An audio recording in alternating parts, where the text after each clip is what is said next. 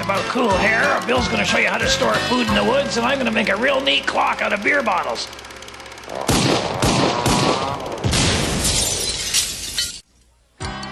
And now here's the one and only, and therefore the greatest TV sensation to step out of the forest since Bigfoot, our very own Sasquatch, our very own abominable showman, Red Green!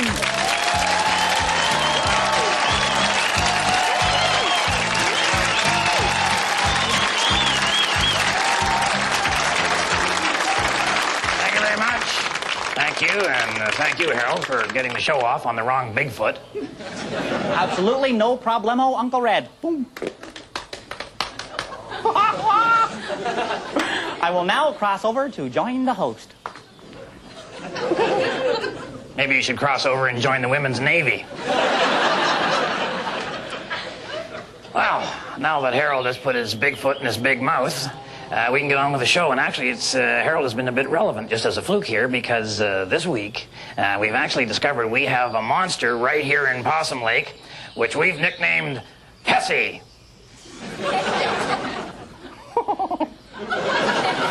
Pessie? What kind of name is Pessie? What kind of name is Harold?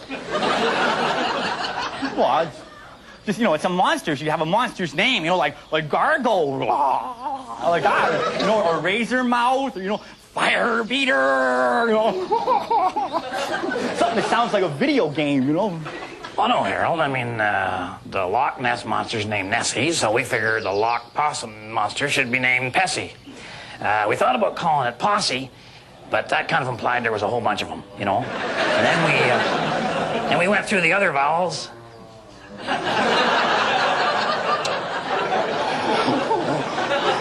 Decided we were safest with E. Anyway, Junior Singleton has already spotted Pessie. Uncle Red, need I remind you that Junior Singleton bought a used pontoon boat last weekend, and he's been since touring the lake offering tours to people. Coincidence or what? Yes, Harold, but, you can't deny it. Junior says he has spotted the monster every day for the last 3 days. Yes, but I wish you just had a paying customer confirm that thought. Well, Harold, I don't think anyone with your looks should be skeptical about unusual life forms.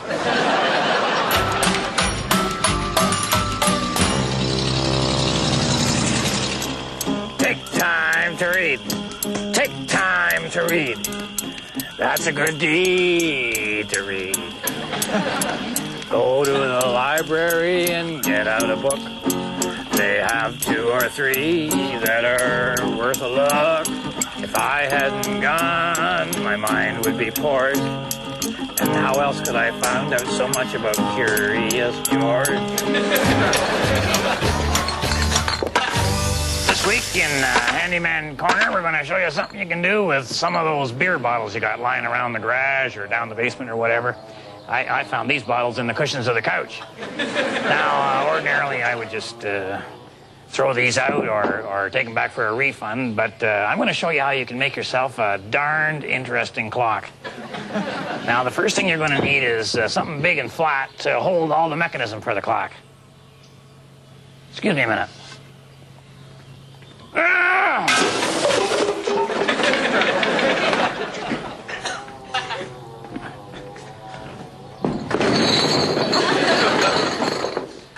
I suggest a fridge door for the timeless look of white enamel.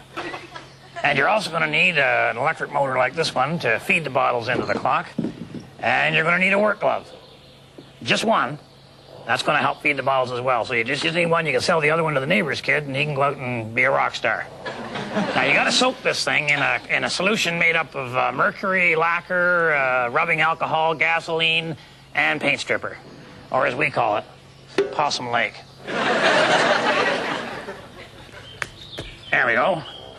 Once she's dry, she's as hard as a brick.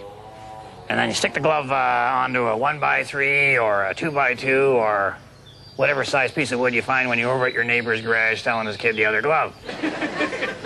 That would make a dandy little back scratcher. Or lower, Or a panhandler could use this. Could work both sides of the mall at the same time. But we're going to use it to pick up the beer bottles and to roll them into the fridge door. So what we got to do now is connect this to our electric motor.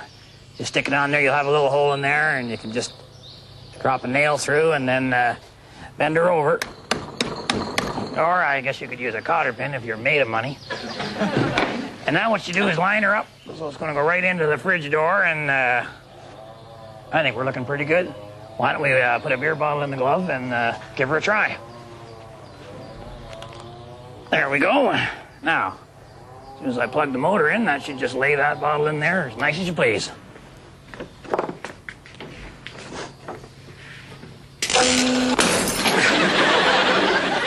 Yeah, okay, that works. That works excellent.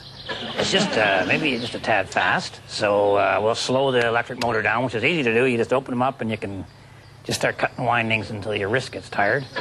Or, yeah, why don't we just hook her up to one of these household dimmers? Perfect.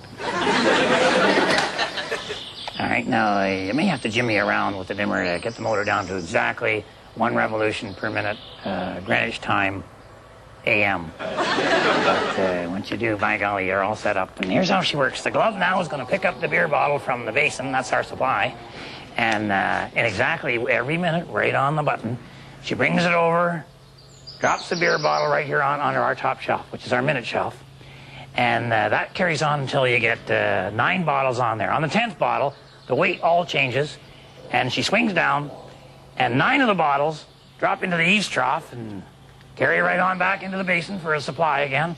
But the 10th bottle goes into the 10 minutes area, so that's now 10 minutes, and then that kind of repeats itself, and now what happens is you build up until you have, I guess, 8 on the, no 9, not 10. 10 minutes on the 10, 10 on the 10 minute, and then the end of the hours and down and around, and just, it's like clockwork. And the beauty of this machine is that whenever you want to know what time it is, you just take a look over at your fridge beer bottle clock, and you add up the minutes. Well, you got 4 there, so that's 4 minutes. Plus, you add up the 10s. We got 3 10s, and then we got 1, 2, 3, 4 hours. So you put them all together, and that means that it's exactly.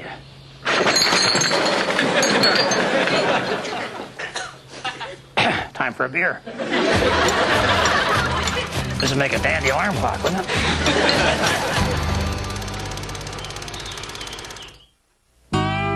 And now it's that time of the show where we expose the 3 little words men find so hard to say, I don't know. And here in Expert Section today, of course, is my Uncle Red and Mr. Hap Shaughnessy.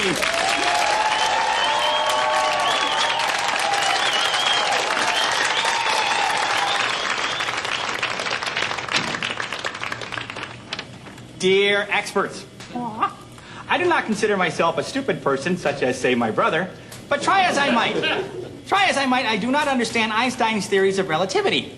Well, you know, Einstein said there were only 3 people who could understand relativity. Oh, really?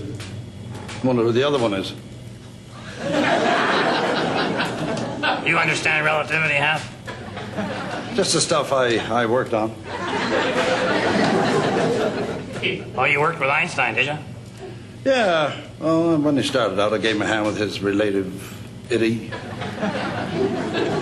But Einstein worked on relativity when he was really young. Yeah. Yeah, I didn't mind giving the kid a hand. He had some good ideas. They were rough, but good. Excuse me, Mr. Shaughnessy, but I still don't understand how it is that, you know, Einstein is younger than you. Was, Harold, was. I worked a lot faster than Albert, that's all.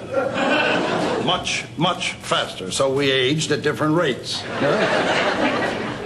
Well, that's possible. I just all of a sudden felt a little older myself right there. Well, there you go, Red. You'd have to be that 3rd person that Albert was talking about.